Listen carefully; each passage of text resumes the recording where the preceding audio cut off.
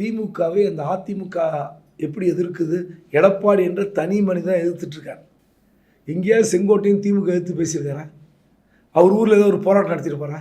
ஒரு பொது பிரச்சனைக்காக இந்த மாவட்டத்தில் இந்த பிரச்சனை இருக்கிறது, ஈரோடு மாவட்டத்தில், ஈரோடு மேற்கு மாவட்டத்தில், ஈரோடு கிழக்கில், கோபிச்செட்டிப்பாளையத்தில் எங்கேயாவது ஒரு இடத்துல செங்கோட்டையன் இப்படி ஒரு போராட்டத்தை தலைமையிடம் சொல்லி முன்னெடுத்துக்கலாம்ல? அவருக்கு அதெல்லாம் இல்லை. அதுதான் சொல்கிறேன், ஒரு போராட்டங்க செலவுகள் கூட கிடையாது. அப்போ அவர்கிட்ட பணம் இல்லாமல் போய்விடுமான்னு கேட்குறேன். அதான் சொல்கிறேன். அந்த நீங்கள் இப்போ அவர் ஏதோ கலகம் செய்வதாக கிளம்பி இருக்கிறார். ஆனால் அந்த கலகம் வந்து எங்கே போய் முடிய போகுது, எப்படி முடிய போகுதுலாம் தெரியாது. அவங்களுக்கு யார் உதவி செய்யணும்? பாஜகவை நம்பி இருந்தாங்க. பாஜகவை பார்த்துட்டாங்க. அவங்க என்ன சொல்கிறாங்கன்னா அமைதியாக இருங்க, நவம்பர் டிசம்பர்ன்ட்டாங்க. இவ்வளோதான் சொல்லிட்டாங்க. பீகார் தேர்தல் முடியட்டும்னு சொன்னாங்க. பட் இதுக்கிடையில நீங்கள் பார்க்குறீங்கள, இவங்க யாராவது ஒருத்தர் பொறுப்பேற்றுப்பாங்களான்னு ஒரு நப்பாஸ் அவருக்கு, அவ்வளோதான். ஓபிஎஸோ டிடிவியோ இல்லை சசிகலாவோ பணம் கொடுத்தா இன்னும் கொஞ்சம் பேர் கூப்பிட்டு வரலான்னு. ஸ்டேஜ் போடுறது ஈஸி. ஸ்டேஜ் போட்டால் கூட யார் பேசுவீங்க?